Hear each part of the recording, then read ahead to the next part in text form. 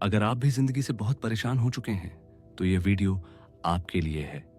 इन 5 बातों को अपने जीवन में अपनाओ। आप पाओगे कि सब कुछ बदल सा गया है। पहला, व्यर्थ के लोगों और व्यर्थ की बातों से दूरी। कभी कभी हमारी जिंदगी का सबसे बड़ा बोझ लोग नहीं होते, उनकी बातें होती हैं। सब कुछ जानते हुए भी हम उन्हीं लोगों के साथ वक्त बिताते हैं। व्यर्थ बोलने वाले लोग, दूसरों की निंदा करने वाले लोग, हर समय नकारात्मकता फैलाने वाले लोग, इनका संग मन को धीमे धीमे खोखला कर देता है। इसलिए खुद को बचाइए। ऐसी भीड़ इकट्ठी करने से क्या फायदा जिसमें कोई भी आपका नहीं है। सब दिखावा है। हर वह बातचीत बंद कर दीजिए जो आपको भीतर से बेचैन कर दे। हर वह संग छोड़ दीजिए जहां जाने के बाद मन भारी महसूस हो। अपने समय को कीमती समझिए। उसे व्यर्थ की बातों, व्यर्थ की बहसों और व्यर्थ की भीड़ में खर्च मत होने दीजिए। आपका मन दूसरों का कचरा उठाने के लिए नहीं बना है। वह तो भगवान के नाम, प्रेम और शांति के लिए बना है। जब आप इस सिद्धांत को अपनाते हैं तो आपके भीतर एक अद्भुत हल्कापन आता है, मानो कोई बोझ उतर गया हो और जीवन फिर से चमकने लग गया हो। दूसरा, खुद को समय दीजिए। अक्सर आपने यह देखा होगा कि जब भी आप बहुत परेशान होते हैं तब आप अपना गुस्सा दूसरों पर निकालते हैं और आपको हर चीज बहुत बुरी लगने लग जाती है। खुद के साथ कुछ भी गलत होता है तो उसका सारा दोष दूसरों को देते हैं। इसका अर्थ यह है कि कहीं ना कहीं आपका मन बहुत दुखी है। आप भीतर से बहुत ही परेशान हैं। कभी कभी अपने लिए समय निकालिए।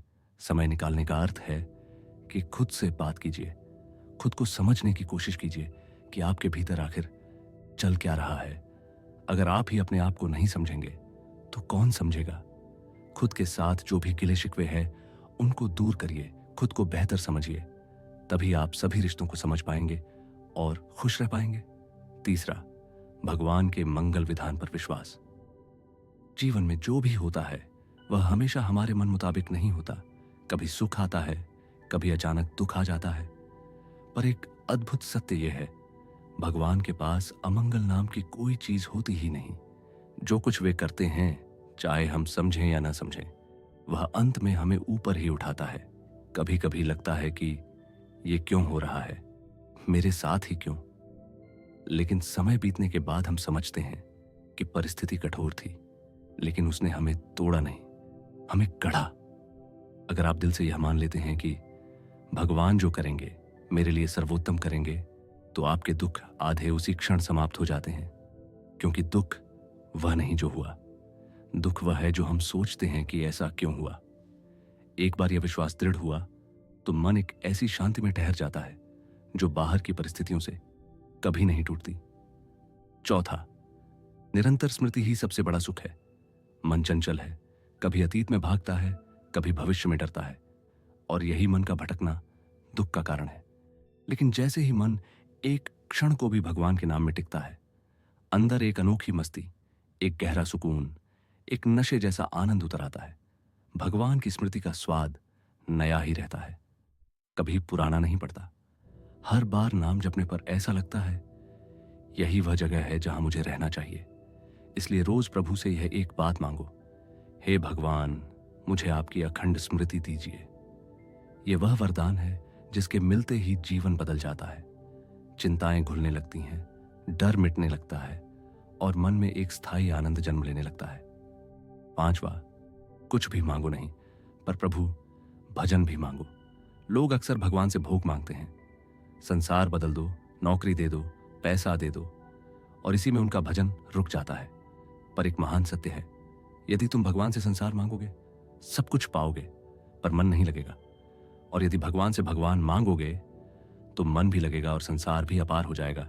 किसी भी चीज की कमी वो होने नहीं देगा। जब भजन चलने लगता है उसके पीछे पीछे सुख, धन, सौभाग्य, सम्मान सब चल कर आते हैं। लेकिन जब हम भजन छोड़कर संसार मांगने लगते हैं तभी जीवन उलझने लगता है। इसलिए अपना ध्यान बस एक चीज पर लगा दो, भजन, भगवान का नाम, उनकी स्मृति, उनकी लीला। यदि यह मिल गया तो फिर यह जीवन, यह संसार, ये भाग दौड़ सब अपने आप सुंदर, सहज और हल्का हो जाता है। अंत का भावपूर्ण संदेश, जीवन कोई युद्ध स्थल नहीं है। जीवन तो एक तीर्थ है जहां हमें अपने मन को भगवान के नाम से भरकर हल्का, शांत और आनंदमय बनाना है। दुनिया के लोग बदलेंगे, परिस्थितियां बदलेंगी, पर एक स्रोत ऐसा है जो कभी नहीं बदलेगा, भगवान का नाम। अगर इस नाम को पकड़ लिया तो जीवन में जो कमी थी वह पूरी हो जाएगी।